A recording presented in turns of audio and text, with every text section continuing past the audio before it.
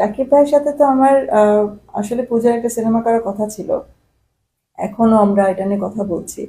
But আমরা next যে সিনেমাটার বড় সিনেমা যে বড় সিনেমাটার জন্য প্ল্যান করছি, সেটা আমরা আগামী 3 বছর কন্টিনিউয়াসলি আমরা 3টা বড় সিনেমার জন্য প্ল্যান করছি, একই সাথে প্ল্যান করছি।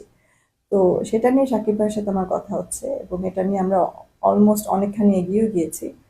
তো আহ, আমি বলবো যে ওই সিনেমাটা বরবাদের চাইতে আরো অনেক বেশি গ্র্যান্ডারের হবে ইনশাআল্লাহ। আমাদের দিক থেকে আমরা যেমন বরবাদের জন্য 100% চেষ্টা করেছি বা 100-এর বেশি দিয়েছি, আমরা ওটার জন্য দিব। ওই কাজটা করতে গেলে আমাদের আসলে এই মুহূর্তে আমরা কোনো মিডিয়াম রেঞ্জের কোনো কাজে আমরা হাত দিতে পারবো না। একটা জিনিস, কারণ আমি আমার কোয়ালিটিতে আমি কখনোই আমি কম্প্রোমাইজ করবো না, যেটা আমি বরবাদেও করিনি আর আমি আমার সামনের সিনেমাতেও করবো না। সেটা হোক ছোট বাজেটের সিনেমা, হোক বড় বাজেটের সিনেমা, আমার আমার ঘর থেকে যে সিনেমা আসবে আমি সবসময় কোয়ালিটি প্রোডাক্ট দেওয়ার চেষ্টা করব।